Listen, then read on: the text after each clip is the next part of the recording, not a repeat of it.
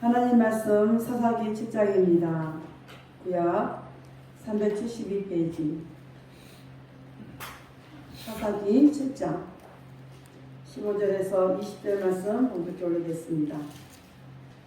기드온이 그 꿈과 해몽하는 말을 듣고 겸비하고 이스라엘 진중에 돌아와서 이르되 일어나라 여호와께서 미디안 군대를 너희 손에 붙이셨느니라 하고 300명을 세대로 나누고 각 손에 나팔과 빈 항아리를 들리고 항아리 안에는 횃불을 감추게 하고 그들에게 이르되 너희는 나만 보고 나의 하는 대로 하되 내가 그 진가에 이르러서 하는 대로 너희도 그리하여 나와 나를 쫓는 자가 다 나팔을 불거든 너희도 그 진 사면에서 또한 나팔을 불며 이르기를 여호와를 위하라 기드온을 위하라 하라 하니라. 기드온과 그들을 쫓은 100명이 이경초에 진가에 이른즉 변병에 채번할 때라 나팔을 불며 손에 가졌던 항아리를 부수니라. 세대가 나팔을 불며 항아리를 부수고 자수의 횃불을 들고 우세의 나팔을 들어 불며 외쳐 가로되 여호와와 기드온의 칼이여 하고. 아멘. 기도합니다. 할렐루야. 아버지 하나님 감사합니다. 오늘도 아버지 하나님 함께 하시며 감사드립니다. 부족하고 연약한 자들입니다. 오늘도 아버지 하나님의 은혜를 간구하며 이곳에 와서 예배합니다. 하나님 우리들을 붙잡아 주옵소서. 시대가 험난하고 악한 시대입니다. 그럴 때일수록 우리 예수 그리스도 이름을 붙들고 승리할 수 있도록 하나님 역사하옵소서. 오늘 저기 사사기 7장 15절도 20절 말씀을 가지고 빈 항아리를 깨뜨리라 라는 말씀으로 하나님의 거룩하신 말씀을 선포하려고 합니다. 저기 비록 부족하고 연약하고 입술이 우둔할지라도 오늘 종이의 입술에 하나님의 말씀을 부어 주옵소서. 종이의 입술로 선포되는 모든 말씀이 저들 귀에는 하나님의 말씀으로 들려지게 하옵소서. 사람의 말, 종의 말이 되지 않게 하옵소서. 오늘도 깨닫는 은혜 줄 줄 믿사오며 주 예수 그리스도 이름으로 감사하며 기도하옵나이다. 아멘. 오직 예수님밖에 없습니다. 우리를 구원하실 분도 예수님 한 분밖에 없습니다. 주 예수의 평강이 여러분에게 임할지어다. 아멘. 베드로의 신앙 고백합니다. 예수님 당신은 그리스도시여 살아계신 하나님의 아들이십니다.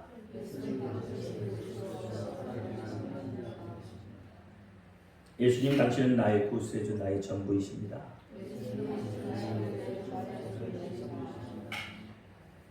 아멘. 오늘 제목은 빈 항아리를 깨뜨리라.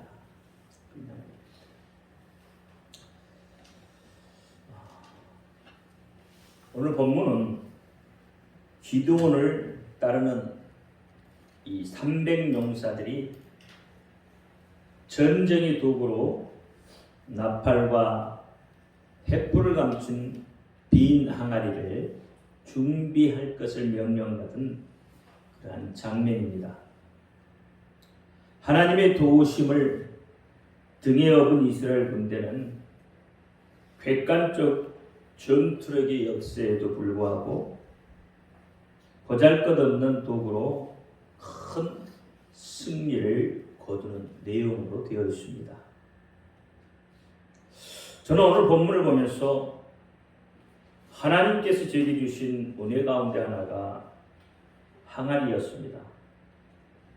그래서 빈 항아리를 깨뜨리라는 그런 명제를 가지고 여러분하고 같이 은혜를 나누도록 합니다.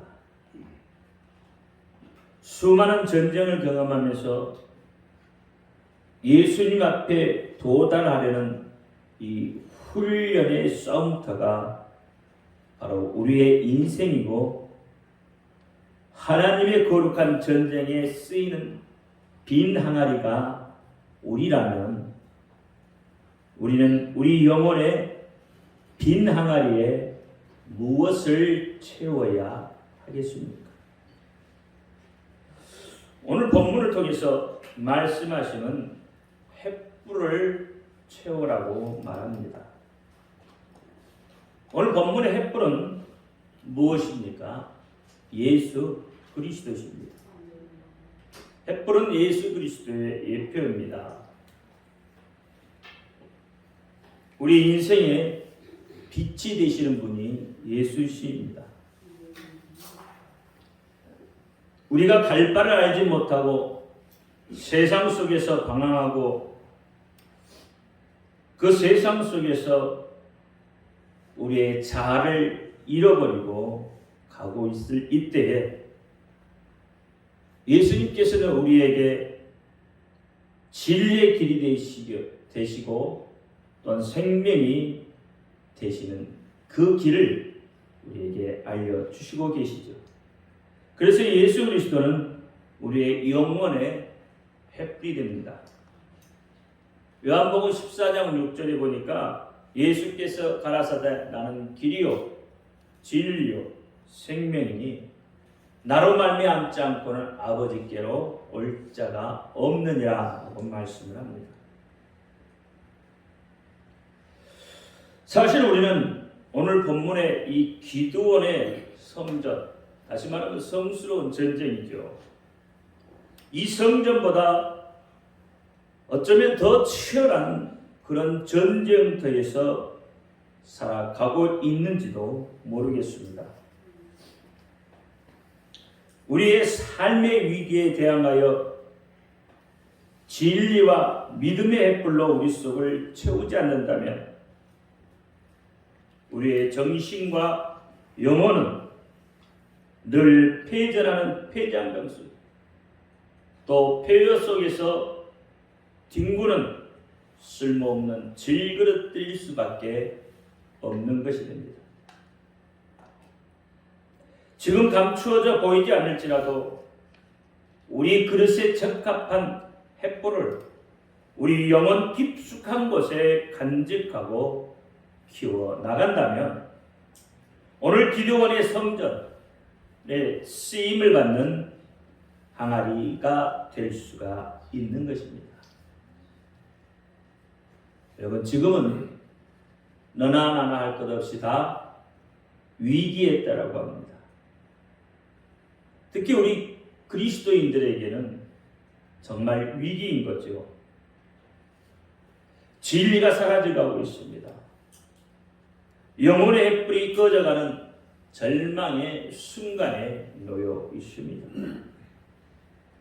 우리 영혼은 빈 항아리입니다. 빈 항아리 같은 우리 속에 이제 다시 한번 예수 그리스도로 채워가야 하겠습니다.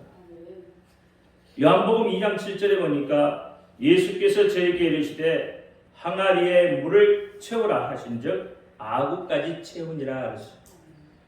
여러분, 아구라는 것은 위를 향하여라는 뜻입니다. 그러니까 빈 항아리에 위를 향하여 가득 채우라고 하는 거예요. 어디를 향하여? 위를 향하여. 여러분, 우리 위에 계시는 분이 하나님이세요. 위에 계시는 분이 전능자예요. 그분을 향하여서 우리 영혼을 채워가야 합니다. 이 요한복음 2장 7절은 가나안 혼인잔치입니다. 이 가나안 혼인잔치에 위기가 닥쳐왔어요. 잔치집에 포도주가 떨어졌다는 것은 잔치가 끝났다는 것을 의미합니다. 그런데 포도주가 끝난 거예요. 이제 잔치가 막 무르익으려고 할 때 포도주가 끝나버렸다. 이때에도 예수님께서는 항아리에 물을 채우라고 하십니다. 옛날을 상징하는 물이 예수 그리스도를 통하여 새 시대를 상징하는 그런 포도주로 변화되는 역사가 나타나는 것입니다. 그렇다면 항아리, 질그릇이요. 이 질그릇은 많은 의미를 담고 있다는 얘기인데 이 항아리 속에 감추어진 그런 만나는 무엇이겠습니까? 오늘 본문 말씀을 보면 16절 말씀을 보면 300명을 세대로 나누고 각 손에 나팔과 빈 항아리를 들리고 항아리 안에는 횃불을 감추게 하고라고 합니다. 첫째, 빈 항아리에 무엇을 채울 것인가? 그것을 말씀을 하고 있습니다. 여러분, 항아리는 흙으로 만들었습니다. 흙으로 빚었어요. 뭐 크고 작은 항아리들도 있고 유약을 바른 항아리도 있고 그렇지 못한 토기도 있습니다. 어쨌든 이 모든 것은 다 항아리로 흙으로 만든 것이죠. 이 항아리를 보면서 우리를 바라볼 수 있어야 되죠. 우리 인간은 무엇으로 만들어졌습니까? 우리 인간도 역시 흙으로 만들어졌습니다. 보잘것없는 흙의 먼지 같은 존재들이죠. 그렇게 흙으로 만들어진 하나님께서 창세기 2장 7절 말씀을 보니까 여호와 하나님이 흙으로 사람을 만드실 때에 그 속에 하나님의 숨, 하나님의 생명을 불어넣었다는 것. 그러므로 생명이 되었다는 거죠.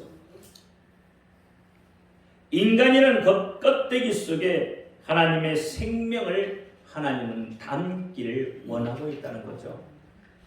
오늘 빈 항아리에 하나님의 생명을 담으라고 말합니다. 인간이 껍데기 속에 하나님의 생명이 담길 때 비로소 인간은 인간다워지는 것입니다. 인간이 완성되어진다는 거죠. 즉 인간이란 모형 속에 무엇인가를 담는 그릇과 같다는 것입니다. 그러므로 인간이란 모형 속에 무엇을 담느냐에 따라서 그 인생의 향방이, 방향이 결정되어지는 것입니다. 여러분, 토기장이가 그릇을 만들 때 그 그릇 속에 어떤 것을 담느냐에 따라서 그릇이 귀히 쓰임을 받고 천히 쓰임을 받는다고 했어요. 아무리 질그릇이라도, 아무리 보잘것없는 그릇이라도 그곳에 보석을 담아 놓으면 그 그릇은 귀히 쓰는 그릇이다. 아무리 아름답고 세련되게 빛나게 만들어 놨어도 그것에 똥을 담으면 그건 똥그릇에 불과하단 말입니다. 흙으로 빚은 항아리는 사실 깨어지기가 쉽잖아요. 외부에 조그만 충격을 받아도 그 항아리는 깨지기 쉽습니다. 그런데 인간이라는 그릇도 그렇습니다. 인간도 외부에서 살짝만 충격을 주면 쉽게 깨어져 버려요. 그래서 조그마한 일에도 쉽게 상처를 입고 무너지게 되어져 있는, 오늘 항아리하고 우리 인간하고 너무나도 같은 모습 속에 있는 거죠. 그런데 오늘 본문에 보니까 빈 항아리에 무엇을 담고 있어요? 횃불을 담았다. 빈 항아리가 무엇입니까? 우리의 빈 마음이잖아요. 그 빈 마음에 여러분 무엇을 담습니까? 세상을 담으면 마귀의 종으로 살아갈 수밖에 없습니다. 마귀는 결코 우리 인생을 가만히 놓아두지 않습니다. 결국 인생을 망가뜨리고 만다는 겁니다.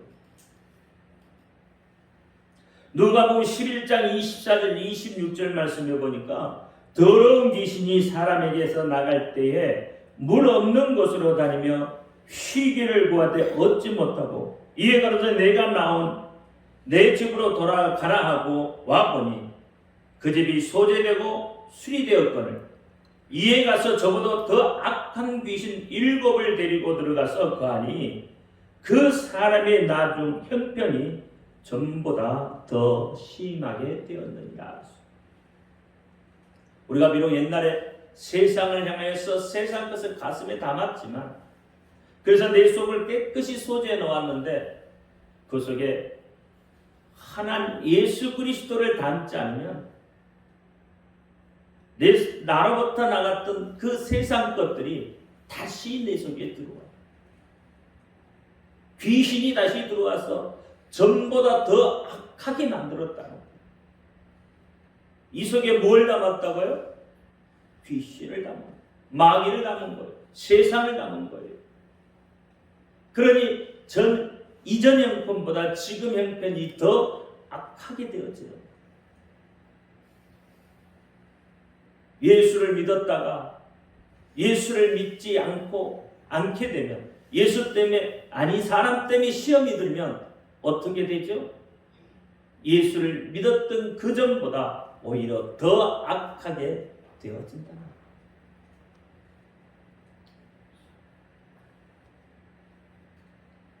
비난하리 빈 마음에 더러운 것을 담으면 결국 망가질 수밖에 없습니다. 그러므로 비난하리 빈 마음에는 하나님의 말씀인 이 만나를 담아야만 합니다. 법궤 앞에 무엇이 담겼습니까?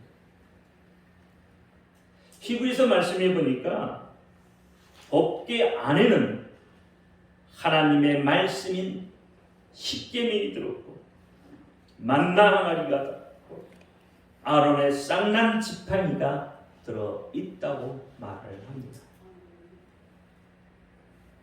원래 여러분 이 세 가지는 법궤 안에 넣어가지고 다녔어요. 그런데 사람들이 그것이 귀찮아서 나중에는 따로 담아서 가지고 다니게 된 거죠.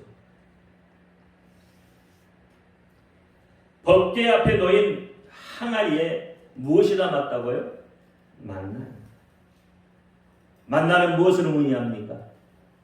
말씀이잖아요. 만나는 말씀을 의미해요. 그러니까 이 항아리가 만나를 담았기 때문에 하나님의 법궤 안에 또는 하나님의 법궤 앞에 놓일 수 있었다 이 말입니다.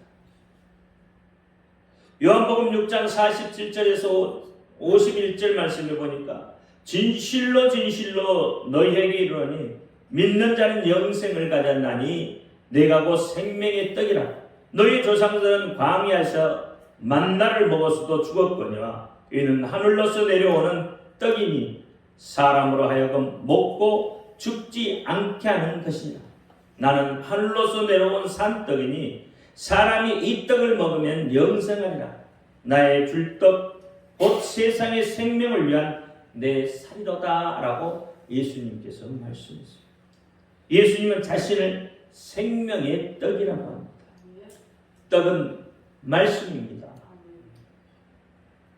요한복음 1장 1절에 태초에 말씀이 계시니라. 말씀이 하나님과 함께 계셨으니 이 말씀은 곧 하나님이라. 요한복음 1장 14절에 말씀이 육신이 되어 우리 가운데 가심에 우리가 그 영광을 보니 아버지의 독생자의 영광이요 은혜와 진리가 충만하더라 라고 말합니다. 하나님의 말씀이 말씀 대신 예수 그리스도를 내 속에 담는 빈 항아리 같은 이 속에 예수 그리스도의 말씀에 담으면 우리가 하나님의 영광을 보고 독생자의 영광을 보면서 은혜와 진리가 충만하게 된다라고 말씀을 하고 계시는 거죠. 우리의 마음에 말씀을 담을 때 하나님 앞에 설 수가 있게 되는 겁니다.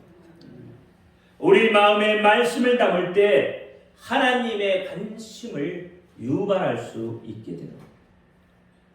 우리 마음에 말씀을 담을 때 하나님의 뜻을 알 수 있고 우리 마음에 말씀을 담을 때 하나님의 역사하심을 볼 수 있게 되는 거예요. 빈 항아리 같은 우리 마음에 말씀이신 예수 그리스도를 담을 때 우리는 비로소 세상을 이길 수가 있고 유혹을 물리칠 수가 있으며 미혹에 대항할 수 있는 힘을 가질 수 있게 되는 겁니다. 여러분 이제부터라도 여러분 마음에 하나님의 말씀을 담으시기 바랍니다. 예수 그리스도를 담기를 바랍니다. 두 번째는 항아리를 깨뜨려라 라고 말씀을 합니다. 오늘 본문 20절 말씀을 보면 그렇게 이야기하죠. 세대가 나팔을 불며 항아리를 부수고 자수의 횃불을 들고 우수의 나팔을 들어불며 외쳐 가로되 여호와 기드온의 칼이여라고 그렇게 하라고 말합니다.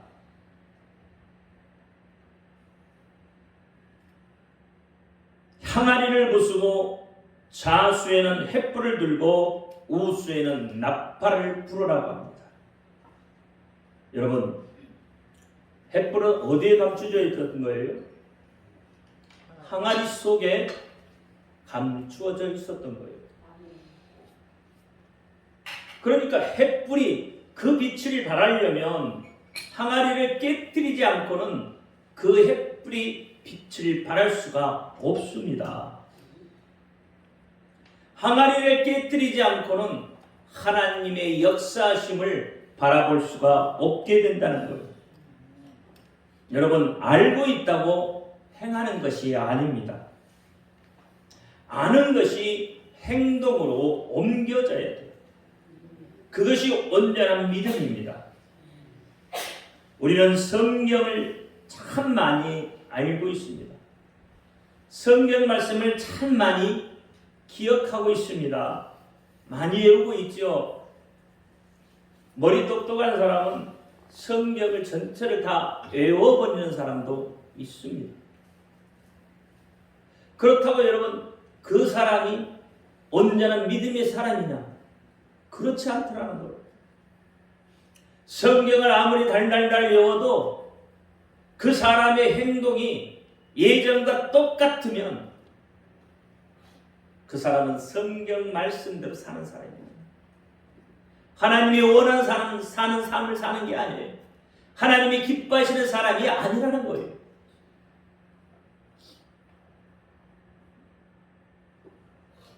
여러분, 설교도 많이 듣고 지식으로 깨달아 알고 있습니다.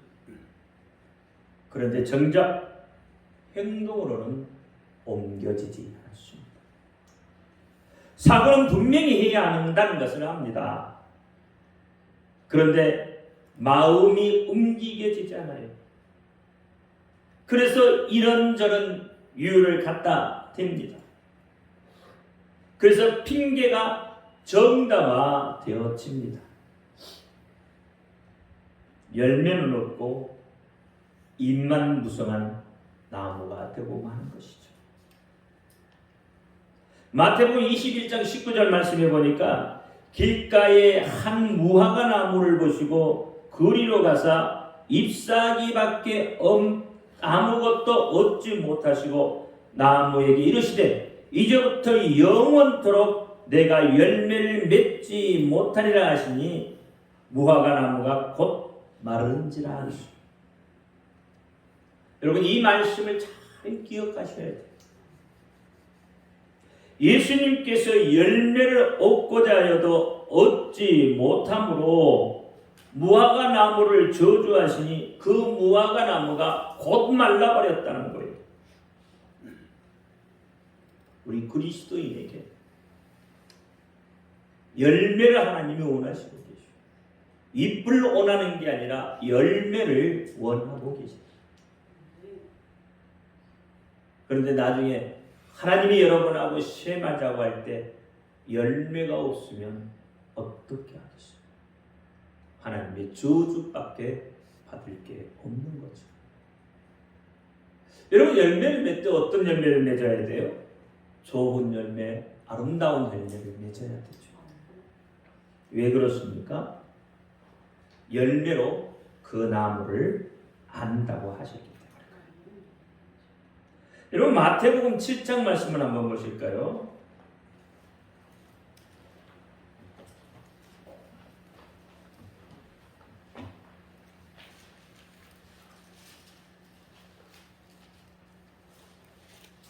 (15절에서) 21절까지 한 번씩 교독합니다. 거짓 선지자들은 삼가라 양의 옷을 입고 너에게 나오니 속에는 노락질하는 일이라.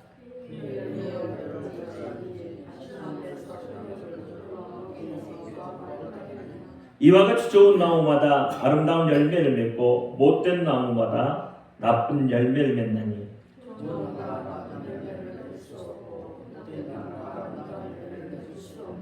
아름다운 열매를 맺지 아니하는 나무마다 찍혀 불에 던지우니라. 같이요. 나더러 주여 주여 하는 자마다 천국에 다 들어갈 것이 아니요 다만 하늘에 계신 내 아버지의 뜻대로 행하는 자라야 들어가리라. 열매를 맺을 때 어떤 열매를 맺어야 된다고요? 좋고 아름다운 열매를 맺어야 된다. 입만 무성한 열매는 어떻게 돼요? 21절에 나더러 주여 주여 하는 자마다 다 천국에 들어갈 것이 아니요.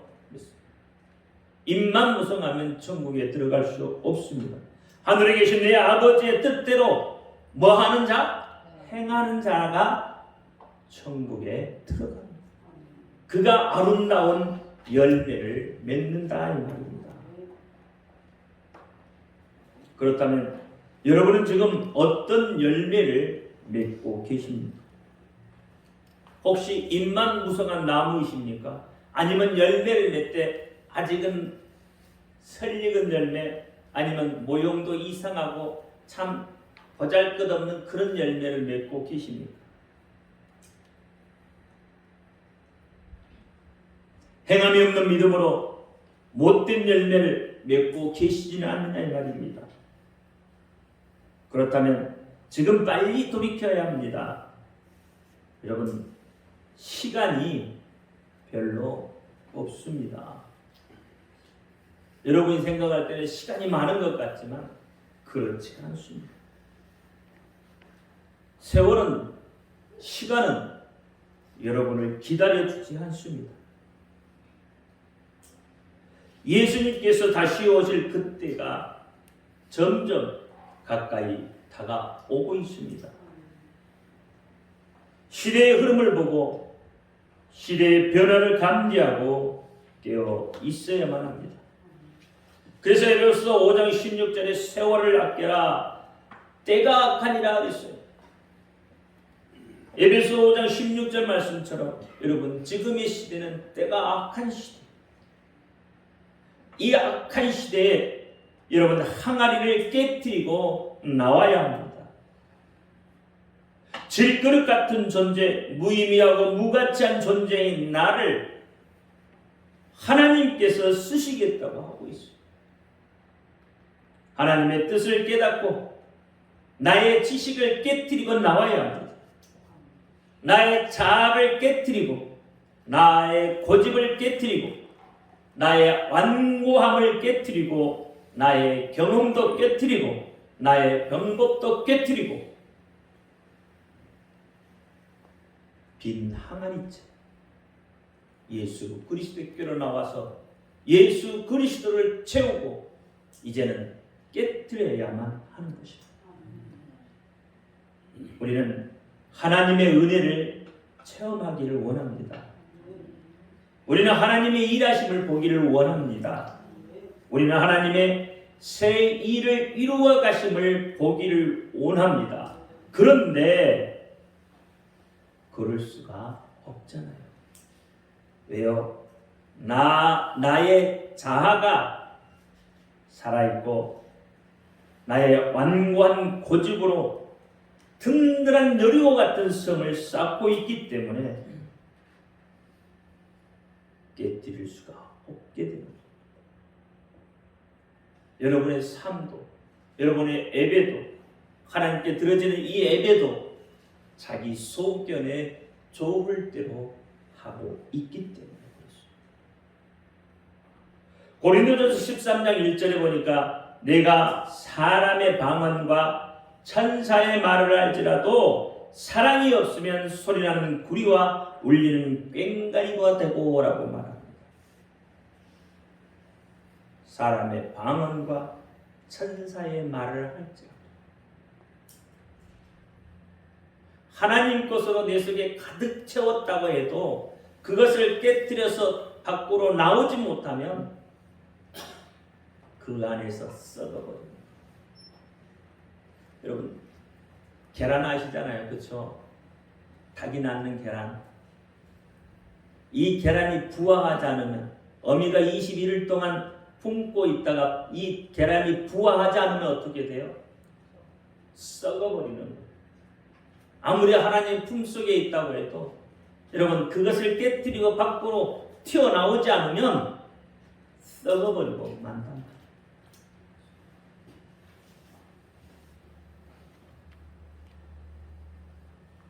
같은 맥락으로 마태복음 11장 17절에도 이렇게 말합니다. 가로되 우리가 너희를 향하여 피를 불어도 너희가 춤추지 않고 우리가 예곡하여도 너희가 가슴을 치지 아니하였다 함과 같도다 하였어. 여기에 우리가 누구예요? 주의 종들. 주의 종들이 피를 불어도 춤추지 않아요. 하나님의 말씀을 증거해도 춤추지 않고 주의 종들이 마지막 때가 가까웠다고 외쳐도 가슴을 치며 외쳐도 여러분 가슴은 맹맹해요.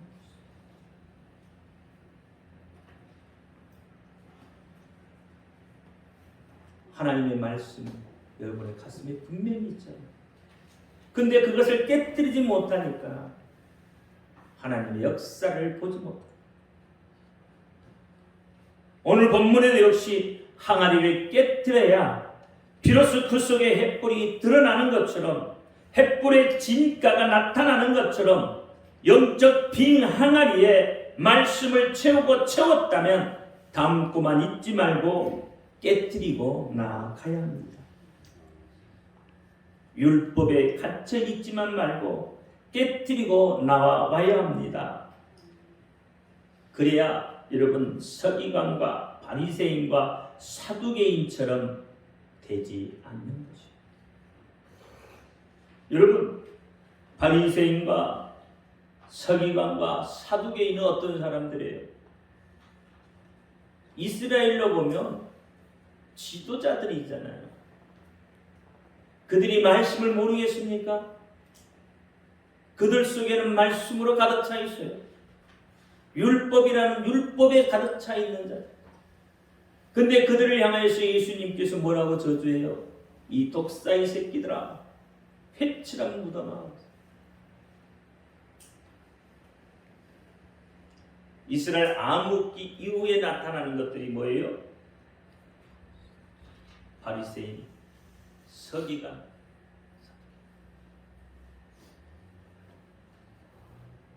그들을 향해서 어두운 암흑기에 나타났던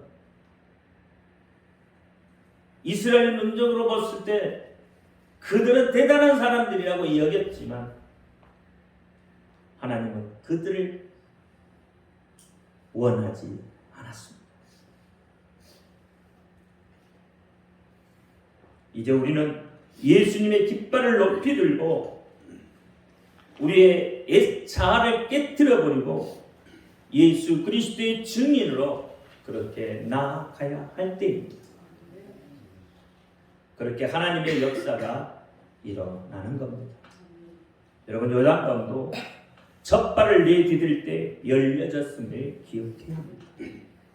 아무것도 하지 않으면 아무 일도 일어나지 않습니다.